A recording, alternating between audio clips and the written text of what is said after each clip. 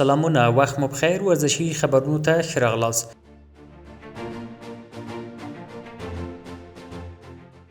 د دایکنډي ولایت د ورزش ماموریت له لوري د پاټو ولسوالۍ تیمزان سیمې له ځوانانو سره په همغږۍ د والیبال دغه سیالۍ چې 15 ورځې وړاندې د شپږو لوبډلو ترمنځ د ورورۍ په نوم پیل شوې وې د میوند تیمزان لوبډلې په ګټه پای ته ورسېدې.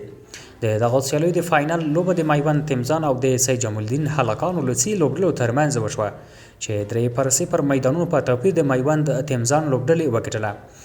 احمدزیه د غوره لوبغاړي او حسن د غوره سرویس کوونکي په توګه وپېژندل شول.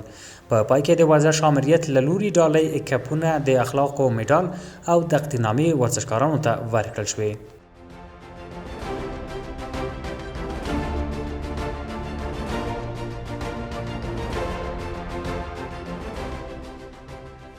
د ننګرهار د والیبال کپ سیالۍ د ختیځ په کچه د 14 لوبډلو ترمنځ څو ورځې وړاندې د ننګرهار ولایت د سپورت ریاست لخوا د ځوانانو د سالم روزنې او په شاوخوا سیمو کې د سپورت د ودې او پراختیا په موخه پیل شوې په لاره اچول شوې.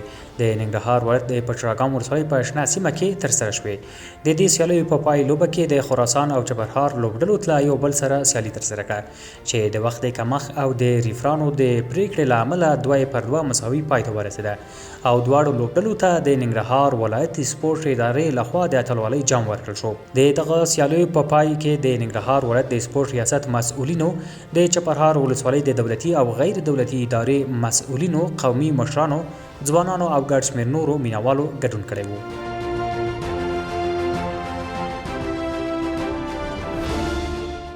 د دایکنډي ولایت د بدني روزنې او سپورت ریاست لخوا د دغه ولایت د پاټو ولسوالۍ په مربوطاتو کې د 32 جوړې 40 غیږ نیونکو ترمنځ د ورورګلوۍ تر نامه لاندې یوه ورځنۍ سیالۍ په لاره اچول شوې وه چې په دې سیالیو کې 32 تنه غیږ نیونکو وتوانېدل. په همدې حال کې د دایکنډي ولایت د بدني روزنې او سپورت ریاست لخوا په دې ولسوالۍ کې د 40 ورزشکارانو ترمنځ د تیږو د وهلو یوه ورځنۍ سیالۍ هم ترسره شوه. په پای کې فتح الله لومړی، فرید احمد دویم او عتیق الله دریم مقامونه خپل کړل. د دغه سیالیو د ترسره کولو موخه د ملي او دودیزو لوبو وده او د ولسوالیو په کچه ورزش ته د ځوانانو هڅول او له سګرټ څکولو څخه ډډه کول دي.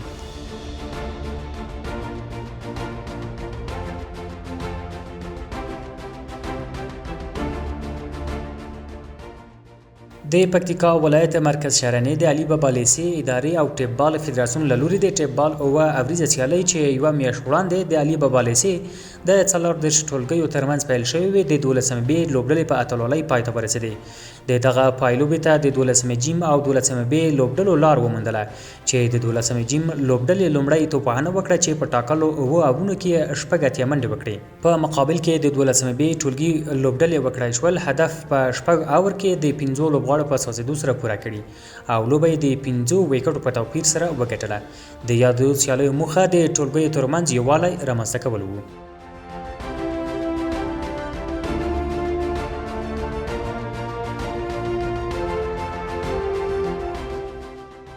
د پکتیا ولایت د ورزش ریاست او د فوټبال فدراسیون په همغږۍ د پکتیا په مرکزی سټوډیوم کې د 10 لوبډلو ترمنځ د فوټبال حذفي سیالۍ پیل شوې چې یوه میاشت به دوام وکړي. د دغه سیالیو د پیل لوبه د پکتیا تلاش او لوګر شاهین لوبډلو ترمنځ ترسره شوه چې د 1-0 پایلې سره د پکتیا تلاش لوبډلې وګټله.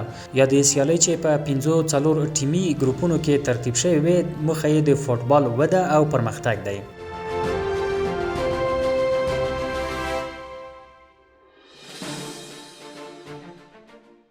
تیر ورځ د کندوز ولایت د سپورت ادارې لخوا د امام صاحب ولسوالۍ د ورزشي مسؤلینو په همکارۍ د دې ولسوالۍ په 1 کیلومترۍ کې د 1000 تنو ورزشکارانو ترمنځ د شاور سیالۍ ترسره شوې.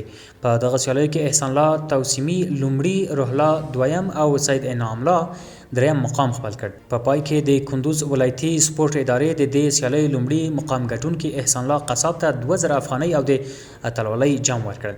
د دغه سیالیو د ترسره کولو موخه د وچ سپورت وده او پرمختګ دی.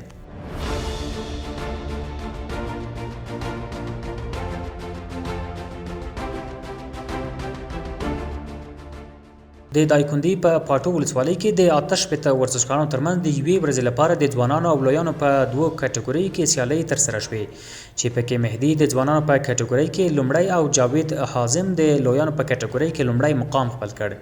د دې سیالیو په پای کې چې د ورورولۍ تر نامه لاندې ترسره شوه عاصم الله او طالب وکولای شول د ځوانانو په کټګورۍ کې دویم او دریم مقامونه خپل کړي او مایسم او شوالي وتوانیدل چې د ځوانانو په کټګورۍ کې په دویم او دریم پودیم کې ودرېږي د یادونې وړ ده چې دغه لوبې د دایکنډي ولایت د بدني روزنې او سپورت ریاست په نوښت ترسره شوې چې موخه یې د ورزشکارانو ترمنځ د دوه اړخیزو منلو روحیه او رامنځته کول دي.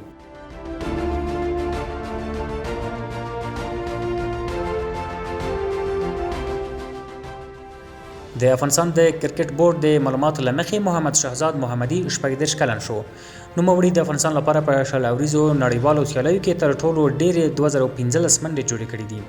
شهزاد سربیره پر دې یوازینی افغان لوبغاړی دی چې په یو ورځنیو او شل اوریزو نړیوالو سیالیو کې سلیزې جوړې کړې دي.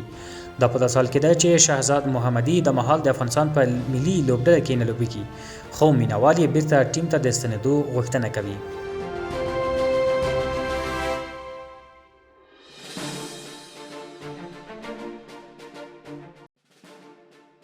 د افغانستان فوټبال ملي لوبډله د مرکزی اسیا سیالیو په لومړۍ لوبه کې نن شپه د کابل پر وخت 9:30 بجې د قرغیزستان لوبډلې پر وړاندې د سیالۍ ډګر ته ښکته کیږي. دغه سیالۍ په بشکک کې ترسره کیږي.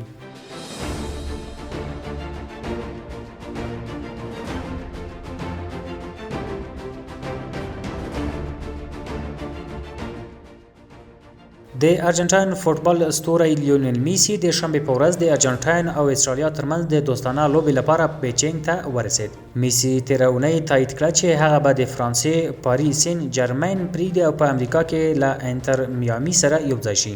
دا له 2019 کال وروسته چین ته د میسی لومړی سفر دی. د وروستي ځل لپاره استرالیا او ارجنټاین په قطر کې د 2022 کال نړیوال جام کې سره مخامخ شول چې ارجنټاین 2-1 سیالۍ وګټله او میسی یو مشهور ګل وهونکی و.